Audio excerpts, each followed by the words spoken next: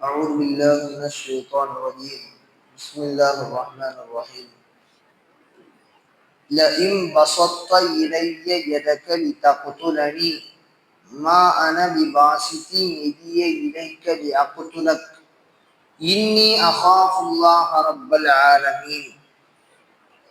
ஹாபில் காபிலை பார்த்து சொன்னார். காபில் கொலை செய்வதற்காக வேண்டி வந்த பொழுது லயின் பசத்த இளைய எதக்கலி தக்குத்துலனி, நீ என்னை கொலை செய்வதற்காக வேண்டி உனது கையை நீ ஓங்கினால் மா அனபி பாசித்தி எரிய இலைக்கலி அகத்துலக், நான் உன்னை பதிலுக்கு கொலை செய்வதற்காக வேண்டி பதில் தாக்குதல் செய்ய மாட்டேன் என்று ஹாபில் சொன்னார். ஆதம் அலைஹிஸ்ஸலாத்துடைய 2 மகன்களில் ஹாபில் கொலை செய்தவர், ஹாபில் கொலை செய்யப்பட்டவர். பாசித் அப்படின்னா இந்த இடத்துல கையை விசாலமாக நீட்டுபவர் என்று அர்த்தம். அல்லாஹ் குர்ஆன்ல சொல்றான், அல்லாஹு யப்சுத்துர் ரிஸ்க லிமன் யஷா, அல்லாஹ் தான் நாடியவர்களுக்கு விசாலமாக கொடுக்கிறான். அதற்கு யப்சுத்து பாசித்துன் அப்படிங்கிற இந்த வார்த்தையை பயன்படுத்துறான்.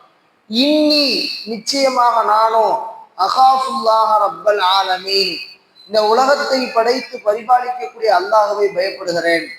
இன்னும் ஹாபில் சொன்னார், இன்னி உரீது, நான் நாடுகிறேன், அன் தபுஅ, நீ சுமப்பதற்கு, பி இஸ்மி வ இஸ்மிக்க, எனது பாவச்சுமைகளையும் உனது பாவச்சுமைகளையும் சேர்த்து சுமப்பதற்கு நான் நாடுகிறேன். நான் இவ்வளவு சொல்லியும் நீ கேட்பதில்லை.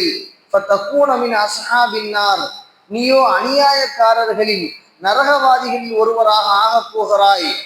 ذَلِكَ جَزَاءُ الظَّالِمِينَ, அந்த அநியாயக்காரர்களின் கூலி என்பது அந்த நரகம்தான் என்பதாக ஹாபில் சொன்னார். இந்த சம்பவம் எப்ப நடக்குதுன்னா, ஆதம் அலைஹிஸ்ஸலாம் காபாவை கட்டுறாங்க. அதாவது ஃபர்ஸ்ட் அல்லாஹு தஆலா உலகத்தை படைக்கும் பொழுது அந்த காபாவிற்கான அடையாளத்தை, அது எங்க அமைக்கப்படணுங்கிற அடையாளத்தை வச்சுட்டாங்க. ஆதம் அலைஹிஸ்ஸலாம் அதற்கு பின்னால் அதை எழுப்புகிறார்கள். ஃபர்ஸ்ட் ஆதம் அலைஹிஸ்ஸலாம், முதல்ல அதுல 2 ரிவாயத் இருக்கு. ஒன்று மலக்குகள் கட்டியதாகவும், இன்னொன்று ஆதம் அலைஹிஸ்ஸலாம் ஹவ்வா அலைஹிஸ்ஸலாம் அரபு தேசத்துல காபத்துல்லால இறங்குறாங்க. இப்போ ஜித்தான்னு சொல்றோமே, சவுதி அரேபியாவினுடைய ஜித்தா அதனுடைய பழமை பெயர் ஜத்தா. ஜத்தத்துன்னா பாட்டின்னு அர்த்தம். அது மருவி இப்ப ஜித்தாவாயிடுச்சு. ஜித்தாவினுடைய அது அர்த்தம் என்னன்னா பாட்டி, என் பாட்டி ஊரு அப்படின்னு சொல்றதுதான். நம்ம எல்லாருடைய பாட்டி யாரு, நம்ம எல்லாருடைய அம்மா யாரு, நம்மளுடைய ஹவ்வா அலைஹிஸ்ஸலாம் தான். அவங்களுடைய பேராலதான் அந்த ஜித்தாவினுடைய அந்த ஊர் பேர் இருக்குது. இப்போ அவங்க இறங்கப்பட்டது அங்க. ஆதம் அலைஹிஸ்ஸலாம் இறங்குனது நம்மளுடைய இந்த குமரி கண்டம்னு சொல்லக்கூடிய, அப்ப ஸ்ரீலங்கா நம்மளுடைய தமிழ்நாடு எல்லாம் ஒன்னாத்தான் இருந்துச்சு. இங்கதான் இறங்கினாங்க. அது வரலாறு பூர்வமான சான்று உண்டு. நம்ம அல்லாஹ்வுடைய கிருபையினால, அல்லாஹு தஆலாவுடைய கிருபையினால சொல்லலாம், முதல் தோன்றிய மொழி தமிழ் மொழின்னு சொல்றாங்க. அது 100க்கு 100 உண்மை. ஆதம் அலைஹிஸ்ஸலாம் பேசிய மொழி அதுவாகத்தான் இருக்குங்க. ஆதம் அலைஹிஸ்ஸலாத்துடைய மக்பரா எல்லாம் இங்கதான் இருக்கு. இப்ப இங்க சொல்ல வரக்கூடிய விஷயம் என்னன்னா, ஆதம் அலைஹிஸ்ஸலாத்தை அல்லாஹ் ஒன்று சேர்த்த இடம் அந்த காபத்துல்லா. அந்த இடத்துக்கு பேர் தான் அரஃபா. அரஃபானா என்ன அர்த்தம்னா, அரஃபானா ஒருவரை ஒருவர் அறிந்து கொள்ளுதல் அர்த்தம். அரஃபானா அரபி மொழியில அர்த்தம் ஒருவரை ஒருவர் அறிந்து கொண்ட இடத்துக்கு பேர் அரஃபா. ஆதம் அலைஹிஸ்ஸலாமும் ஹவ்வா அலைஹிஸ்ஸலாமும் ஒருவரை ஒருவர் பல வருடங்கள் 200 வருடங்கள் கழித்து சந்தித்து கொண்ட இடத்துக்கு பேர் அரஃபா. அந்த அரஃபால ஒரு இடம் இருக்கு, ஜபலுல் ரஹ்மா, அதாவது ரஹ்மத்தினுடைய மலை என்று சொல்லப்படக்கூடிய அந்த இடத்துலதான் 2 பேரும் ஒருவரை ஒருவர் திரும்ப சந்திச்சு கொண்டாங்க. இப்போ இப்படிப்பட்ட நிகழ்வுகள் நடந்த பின்னால் அந்த வருடத்தினுடைய ஹஜ்ஜு செய்வதற்காக வேண்டி ஆதம் அலைஹிஸ்ஸலாம் காபாவிற்கு போறாங்க. காபாவுக்கு போன நேரத்துல யார் அந்த பெண்ணை திருமணம் முடித்துக் கொள்வது என்ற சர்ச்சை வருகிறது, சண்டை வருகிறது.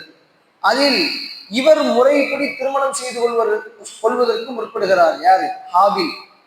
ஆனா காபில் சொல்றாரு, என் கூட பிறந்தவளை நான் தான் கல்யாணம் பண்ணுவேங்கிறார். நம்ம நேற்றே சொன்னோம், கூட பிறந்த ஒன்னா பிறந்த ட்வின்ஸா பிறந்த அந்த பிள்ளையை கல்யாணம் பண்ண முடியாது ஒரே வருஷத்துல.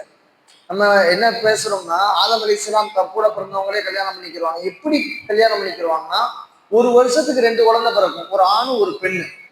அந்த ஆண் அடுத்த வருஷத்துல பிறக்கக்கூடிய பெண்ணை தான் கல்யாணம் பண்ணணும். அதே மாதிரி அடுத்த வருஷத்துல பிறக்கக்கூடிய அந்த ஆண் ஏற்கனவே முன்னாடி பிறந்திருந்தா அந்த பெண்ணை கல்யாணம் பண்ணிக்கலாம். இதுதான் நடைமுறை. இப்ப இந்த காபில் சொல்றாரு, நான் தான் ஏன் கூட பிறந்தவரை கல்யாணம் பண்ணுவேன். இது திருமணத்திற்கு நடைமுறை இல்லாத சாத்தியம். உடனே இப்படி சொன்ன உடனே இதை நான் தான் கல்யாணம் பண்ணுவேன், இதான் முறை அப்படின்னு சொன்ன உடனே அதுக்கு குர்பானி கொடுத்தாங்க. அந்த ஆயத்தையும் நேற்று சொன்னான். குர்பானி கொடுத்த பொழுது வானத்திலிருந்து வந்து ஹாபில் அவர்களுடைய குர்பானியை அல்லாஹ் ஏற்றுக்கொண்டான். இதுல அந்த பொறாமை தாங்க முடியாத காரணத்தினால் ஆதம் அலைஹிஸ்ஸலாம் ஹஜ்ஜுக்கு போயிருக்கிறாங்க. ஹஜ்ஜுக்கு போன அந்த நேரம், தகப்பனார் இல்லாத நேரம்,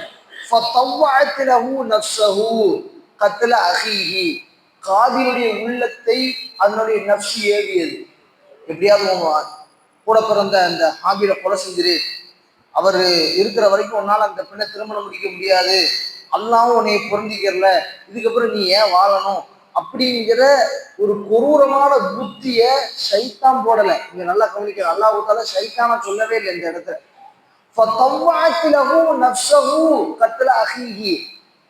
காபிலினுடைய நப்சு ஏவியது. ஆதம் அலைஹிஸ்ஸலாம் நம்ம எதை பண்ணாலும் ஷைத்தான் மேல பழிய போட்டுரும்.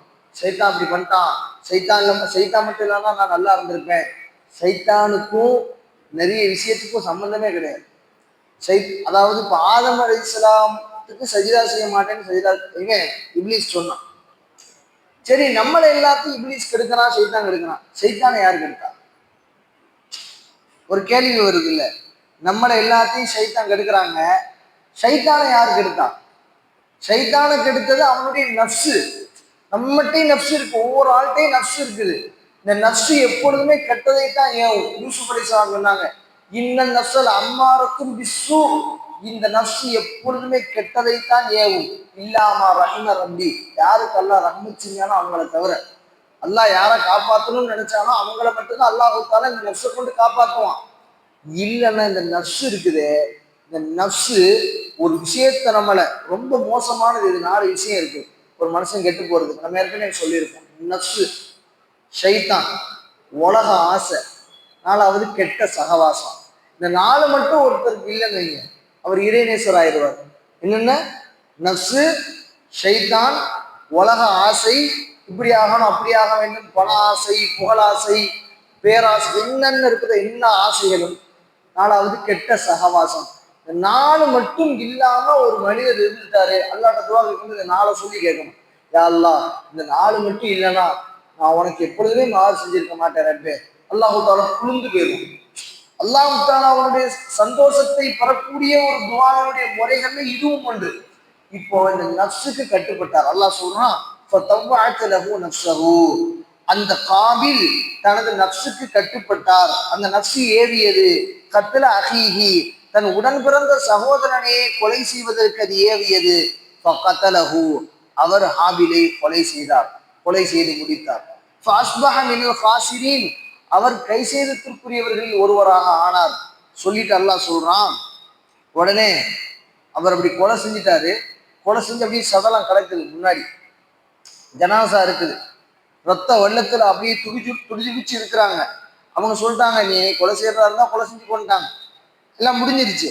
ஃபபஅஸல்லாஹு, இப்போ இவருக்கு என்ன செய்யறதுனே தெரியல, திக்குமுக்காடி போய் நிற்கிறாரு. உலகத்தினுடைய ஃபர்ஸ்ட் கொலை.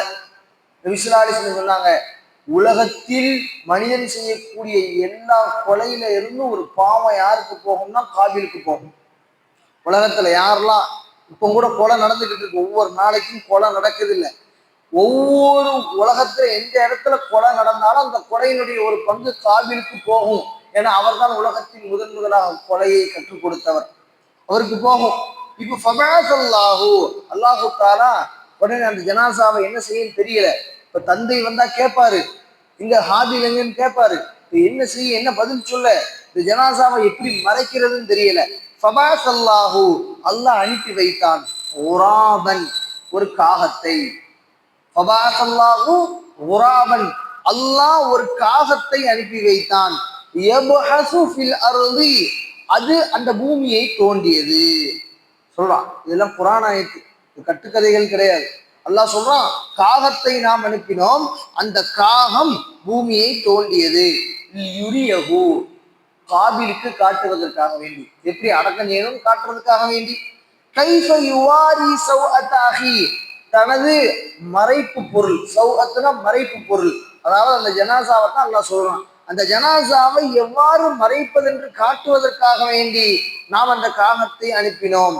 அந்த நேரத்துல காபில் சொன்ன வார்த்தை, காலையா வைலத்தா, எனக்கு வந்த கை சேதமே, அஜஸ்து அஜஸ்து, நான் அவசரப்பட்டு விட்டேனே. எல்லா மனிதனும் ஒரு பாவம் செஞ்சுட்டு அவன் கை சேதப்படக்கூடிய விஷயம் என்னன்னா இதை நினைச்சுதான். கொலை செஞ்சிடலாம், அடிச்சிடலாம், தம்பிகிட்ட இருந்து அண்ணன்ட்ட இருந்து சொத்தை பிடிங்கிடலாம், யாருக்கு என்ன அனிதம்னாலும் செஞ்சிடலாம். மறுமை நாள்ல எல்லாரும் சொல்லக்கூடிய வார்த்தை தான், அகஸ்து, எனக்கு வந்த கை சேதமே, யா வைலத்தா, நான் இப்படி பண்ணிருக்க கூடாது. எல்லாரும் வருத்தப்படுவாங்க. நம்ம யாருக்கும் கெடுதல் செஞ்சுட்டு இந்த உலகத்திலே நிம்மதியா இருக்க முடியாது, சாபம் குறைஞ்சிக்கிட்டே வரும். விசிலாடி சொன்னாங்க, அநீதம் செய்யப்பட்டவருடைய துவாவை அஞ்சுக்கோங்க.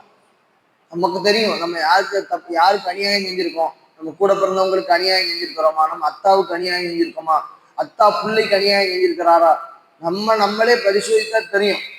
யாராவது அநீதம் செய்யப்பட்டிருந்தால் அவர் அல்லாஹ்விடத்துல கையேந்தினா எந்த திரையும் இல்லாமல் அல்லாஹ் தாலா அந்த துவாவை ஒப்புக்கொள்வான். நம்ம இந்த உலகத்துல நிம்மதியான வாழவே முடியாது. யார் சொத்தையும் சுருட்டிக்கிட்டு, யாருடைய நிம்மதியையும் கெடுத்துக்கிட்டு, யாரையும் படிச்சுக்கிட்டு, யாருடைய பத்வாவையும் சம்பாதிச்சுக்கிட்டு நிம்மதியா இருந்துடவே முடியாது. இந்த உலகத்திலையும் சரி மறுமையிலும் சரி. இந்த உலகத்துல அவர் நல்லா இருக்கிற மாதிரி இருக்கிறாலும் மறுமையில பிடிப்பான் அல்லாஹ். அவருடைய நன்மைகளை எல்லாத்தையும் தூக்கி இவர்கிட்ட கொடுத்துட்டு, இவருடைய தீமைகளை ஃபுல்லா அவர்கிட்ட கொடுத்து, சொர்க்கவாதியா இருந்தாலும் நரகத்துக்கு போகக்கூடிய சூழ்நிலை வந்து இப்ப இந்த இடத்துல அவர் வருத்தப்படுறாரு, யா வைலத்தா, எனக்கு வந்த கை சேதமே, அவசரப்பட்டு விட்டேனே, இயலாமல் ஆகிவிட்டேனே, அன் அக்கூன மிசிலகாதல் உராபி ஃபவ்வாரிய சௌஅதாகி. இந்த காகம், ஒரு காகம் இறந்து போனதுக்கு அப்புறம் அந்த காகம் அடக்கம் செய்யற மாதிரி கூட அடக்கம் செய்ய முடியாத ஒரு சூழ்நிலைக்கு தள்ளப்பட்டு விட்டேனே என்று கை சேதப்பட்டார். இப்ப கை சேதப்பட்டு என்ன பிரயோஜனம்? அவர் கை சேதத்திற்குரியவரில் ஒருவராக அவர் ஆகிவிட்டார் என்ற அல்லாஹு தாலா இந்த வரலாற்றை முடிக்கிறான். இப்போ இந்த இடத்துல நீங்க ஆதம் அலைஹிஸ்ஸலாம் காலத்திலிருந்து இப்போ வரைக்கும் இருக்கக்கூடிய ஒரு உயிரினம் காகம். காகத்துக்கு யாரும் உணவு கொடுக்கறது இல்லை. காகம் ஆனா எல்லா நாட்டிலையும் இருக்குது, எல்லா ஊர்லயும் இருக்குது. கிளியை நீங்க எல்லா ஊர்லயும் பார்க்க முடியாது, புறாவை நீங்க எல்லா ஊர்லயும் பார்க்க முடியாது, எல்லா ஊர்லயும் எல்லா பறவைகளும் இல்லை. ஆனா காகம் எல்லா ஊர்லயும் எல்லா நகரங்கள்லயும் இருக்குது, எல்லா குக்கிராமங்கள்லயும் இருக்குது. அது இல்லாத ஊரே கிடையாது. ஏன்? அதுக்கு அல்லாஹு தாலா கொடுத்த பரக்கத். அதான் முத அடக்கம் செய்யக்கூடிய முறையை கற்றுக் கொடுத்துச்சு. ஒரு காகம் இறந்ததற்கு முன்னாடி எப்படி அடக்கம் செய்யணும் அப்படிங்கிற இந்த அடக்கம் செய்யும் நிகழ்வை இந்த மனித சமுதாயத்துக்கு கற்றுக் கொடுத்தது காகம் தான். மனிதனுக்கு எல்லாம் தெரியுங்கிற ஒரு மமதை வரக்கூடாது. அதே நேரத்துல டைனோசர் இருந்துச்சா, அது இருந்துச்சா, ஆதம் அலைஹிஸ்ஸலாம் காலத்துல இருந்து இப்ப வரைக்கும் இருக்கக்கூடிய ஒரு உயிரினம் காகம் என்பதையும் அல்லாஹு தாலா இந்த இடத்துல அல்லாஹு தாலா நமக்கு சொல்லி தந்துறான். அதனாலதான் அது பரக்கத் பொருந்தியதா இருக்கிறது என்பதையும் அல்லாஹு தாலா நமக்கு தெளிவுபடுத்தி விட்டான். அல்லாஹு ஜல்ல ஷானஹு தஆலா இந்த ஆயத்துகளின் மூலியமாக என்ன படிப்பினை தரக்கூடிய விடயங்களை நமக்கு கற்று தந்திருக்கிறானோ இதை வாழ்க்கையில் எடுத்து நடக்கும் நல்ல தௌஃபீகை அல்லாஹ் நம்ம எல்லோருக்கும் தந்தல் புரிவானாக.